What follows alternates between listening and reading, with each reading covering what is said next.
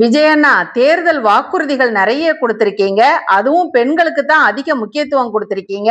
மகளிர் தினத்தை அன்னைக்கு அனௌன்ஸ் பண்ணிருக்கீங்க. ரொம்ப ரொம்ப சந்தோஷம். ஒவ்வொரு குடும்ப பெண்ணுக்கும் சுமையாக இருக்கிறது கேஸ் சிலிண்டர் விலை தான். அதனால அன்னபூரணி சூப்பர் 6 திட்டத்தின் மூலமாக வருஷத்துக்கு 6 சிலிண்டர் கட்டணமின்றி கொடுக்கப்படும் சொல்லியிருக்கீங்க. நம்மள வளர்த்தெடுத்த தாய்மார்களுடைய வயித்துல பாலை வார்க்கிற மாதிரி இந்த திட்டத்தை கொண்டு வந்திருக்கேன்னு அறிவிச்சிருக்கீங்க. விஜயண்ணா, முதல்ல உங்களை பெத்த தாய் வயித்துல பாலை வார்க்கிறது எப்படின்னு முதல்ல பாருங்கண்ணா. உங்க மனைவி சங்கீதாவை நீங்க லவ் பண்ணி கல்யாணம் முடிக்கல, உங்க பேரண்ட்ஸ் தான் உங்களுக்கு பார்த்து கல்யாணம் முடிச்சு வச்சாங்க. ஆனா நீங்களும் உங்க மனைவியும் இப்ப டைவர்ஸ் பண்ண போறதா ஊடகங்கள்ல செய்தி வந்துட்டு இருக்கு.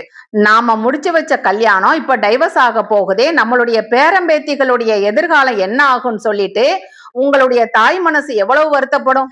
அதனாலதான் சொல்றேன், உங்களை பெத்த தாய் வயித்துல பாலை வார்க்கிறது எப்படின்னு முதல்ல போய் பாருங்க. அதுக்கப்புறம் தமிழ்நாட்டுல உள்ள தாய்மார்களுடைய வயித்துல பாலை வார்க்கிறது எப்படின்னு பாத்துக்கலாம்னா, நடிகை திரிஷாவும் நீங்களும் ஒரு மேரேஜ் ஃபங்க்ஷனுக்கு ஒன்னா ஒரே காஸ்டியூம்ல வந்திருக்கீங்க. அத பத்தி தப்பு தப்பான செய்திகள் ஊடகங்கள்ல வந்துட்டு இருக்கு. விஜயண்ணா, உங்க மேல தப்பு இல்லைன்னா திரிஷாக்கும் எனக்கும் இருக்கிறது வெறும் நட்பு மட்டும்தான் அப்படின்னு ஊடகங்கள் மூலமா நீங்க சொல்லியிருக்கணுமா வேண்டாமா? விஜயண்ணா, நீங்க வெறும் நடிகரா மட்டும் இருந்திருந்தீங்கன்னா எத்தனை நடிகை கூடனாலும் போங்க, எத்தனை பெண்கள் கூடனாலும் போய் குடும்பம் நடத்துங்கன்னு சொல்லிட்டு தமிழ்நாட்டு மக்கள் கண்டுக்காம விட்டுருப்பாங்க. ஆனா இப்போ மக்கள் தமிழ்நாட்டோட சிஎம்மா உங்களை தேர்ந்தெடுக்கணும்னு மக்கள் நினைக்கிறாங்க. அப்போ உங்ககிட்ட சுய ஒழுக்கத்தை மக்கள் எதிர்பார்ப்பாங்களா மாட்டாங்களா? நீங்களே இப்படி பண்ணுனா உங்க குழந்தைகளுடைய எதிர்காலம் என்ன ஆகும்னு யோசிச்சு பாத்தீங்களா? நீங்க ஆட்சிக்கு வந்தா ஒவ்வொரு குடும்பத்துல இருக்கிற பெண் குழந்தைக்கும் நிறைய சலுகைகள் செஞ்சு கொடுக்கறேன்னு சொல்றீங்க.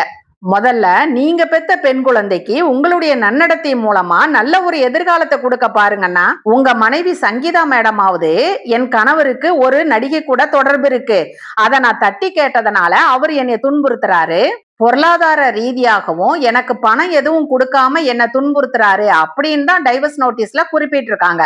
அந்த நடிகையோட பேரை உங்க மனைவி குறிப்பிடல. ஆனா நீங்க என்ன பண்ணீங்க, அந்த நடிகை திரிஷாதாங்கிற மாதிரி ஒரு மேரேஜ் ஃபங்க்ஷனுக்கு கூட்டிட்டு வந்து காமிக்கிறீங்க. விஜயண்ணா, லவ் பண்ற வயசுல உங்களுக்கே 25 வயசுல பையன் இருக்கான். ஆனா நீங்க லவ் பண்ணிட்டு அலையறீங்க. உங்க குழந்தைங்களுக்கு நல்ல ஒரு தகப்பனா முன்னுதாரணமா நீங்க இருக்கணுமா வேண்டாமா?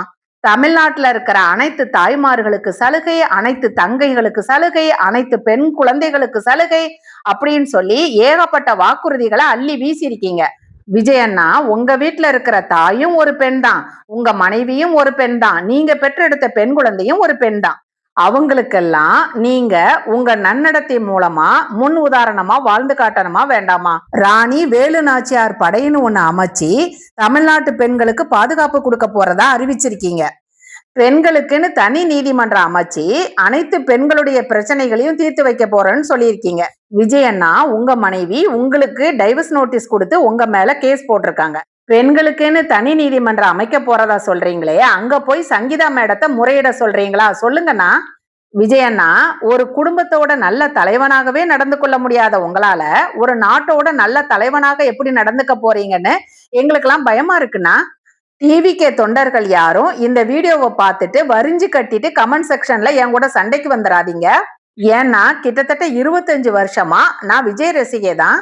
விஜயண்ணா தப்பு பண்ண கூடாதுங்கிற ஒரு ஆதங்கத்துல தான் நான் இந்த வீடியோவை வெளியிட்டு இருக்கேன். மீண்டும் ஒரு நல்ல பதிவோடு உங்களை சந்திக்கிறேன். நன்றி, வணக்கம்.